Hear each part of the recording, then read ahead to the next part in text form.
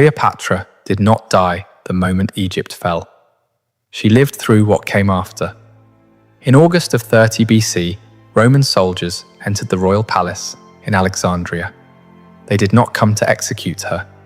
They came to preserve her, not as a person, but as property. Doors were sealed, guards were stationed at every threshold, messengers were screened, objects were catalogued and removed. The war had ended, her captivity was beginning. What happened in those final weeks was not a story of poison or serpents. It was a process, calculated, systematic, and designed to achieve something far more complete than death. This is what they actually did. When Octavian's forces entered Alexandria on August 1st, 30 BC, the city surrendered without siege. No walls were breached. No fires were set. The transition was administrative. Cleopatra remained inside her palace, but the palace was no longer hers. Roman soldiers arrived in formation. They did not storm the building. They occupied it. Entrances were reassigned. Interior routes were mapped. Certain rooms were sealed. Others were cleared. Guards were posted, not to protect her, but to monitor her. Ancient sources describe the placement of sentries at specific intervals. Plutarch records that soldiers were instructed to prevent any act of self-harm. Dio Cassius notes that food was inspected before delivery. Sharp objects were removed. Mirrors were taken. Cosmetics were searched. This was not detention. It was specimen management. Cleopatra was allowed to move within designated areas. She could speak to attendants, if those attendants were approved. She could send messages, if those messages were reviewed. She could request items, if those items were cleared. Every action required permission. Every permission was delayed. The palace still contained her belongings. Her furniture remained in place. Her clothes were accessible. But the structure itself had been recategorized. It was no longer a seat of power. It was a holding facility. Outside the palace, Alexandria continued functioning. Markets operated. Temples opened. Grain shipments were processed. Roman administrators began cataloguing tax records, mapping property boundaries, and interviewing officials. Inside, time stopped. Cleopatra was not executed, not tortured, not interrogated. She was maintained. Days passed without resolution. Cleopatra sent requests to meet with Octavian. Those requests were acknowledged, but not answered. Letters were delivered, but responses were delayed. Proposals were submitted, but decisions were postponed. Roman administration did not reject her outright. It processed her slowly. This delay was not accidental. Roman power operated through procedural control. Outcomes were determined not by refusal, but by the management of time. Every unanswered message reinforced a single reality. She could no longer initiate action. Her daily routine became structured by absence. Meals arrived, but at irregular intervals. Attendants were present, but rotated without pattern. Requests were logged, but fulfillment was suspended. The palace itself became a map of restriction. Certain corridors were accessible, others were closed. Some rooms remained furnished, others were emptied. The layout she had known for years was reorganized into zones of permission. This was not imprisonment in the traditional sense. It was spatial redefinition. Cleopatra had governed Egypt for 21 years. She had negotiated with Julius Caesar, commanded naval fleets, and managed an empire that stretched from Syria to Cyrenaica. She spoke 9 languages. She had overseen diplomatic summits, religious ceremonies, and military campaigns. None of that knowledge applied to her current situation. She could not negotiate with guards who were following orders. She could not command soldiers who were not under her authority. She could not leverage relationships that no longer existed. Every tool she had used to maintain power, persuasion, alliance, strategic delay, financial leverage, had been removed from the equation. What remained was her physical presence, and Rome had calculated the exact value of that presence. While Cleopatra remained under guard, Rome was already rewriting her identity. This process had begun years earlier. After the Battle of Actium in 31 BC, Octavian's propaganda machine had systematically redefined Cleopatra in Roman consciousness. Official documents avoided her royal titles. Public speeches described her not as a monarch, but as a foreign influence. Coins stopped bearing her image. Written accounts emphasized seduction over statecraft. Her capture did not create this narrative, it finalized it. For Roman audiences, Cleopatra was no longer the Pharaoh of Egypt, the descendant of Ptolemy, or the co-regent who had stabilized a fractured dynasty.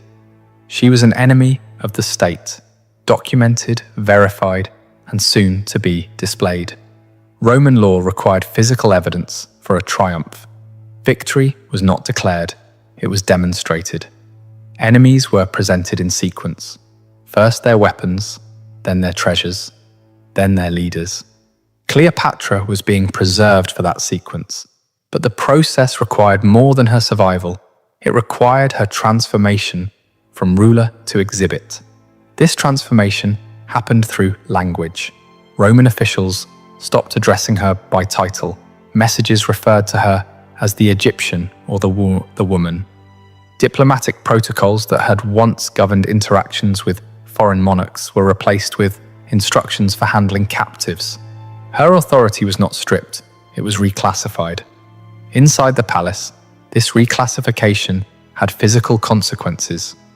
Items associated with royal function were removed first, seals were confiscated, ceremonial objects were catalogued, official correspondence was collected, anything that indicated administrative power was separated from her quarters. What remained were personal effects, but even these were sorted. Jewelry was inventoried, cosmetics were examined, clothing was inspected. The distinction between personal property and state assets was being determined by Roman assessors. Cleopatra was present during this process. She could observe the categorization of her own belongings, but she could not contest it. On August 3rd, 30 BC, 2 days after the occupation began, Cleopatra was granted an audience with Octavian. This was not a negotiation, it was an inspection. The meeting took place inside her own palace, but the room had been cleared by Roman soldiers. Guards stood at every entrance. The furniture had been rearranged. The space she had controlled for 2 decades was now configured for Roman purposes. Octavian entered with scribes, not advisors, scribes. The meeting was being documented. Ancient sources provide fragments of what was discussed. Cleopatra reportedly attempted to justify her alliance with Mark Antony. She presented financial records. She offered access to royal treasuries. She proposed terms for her children's safety.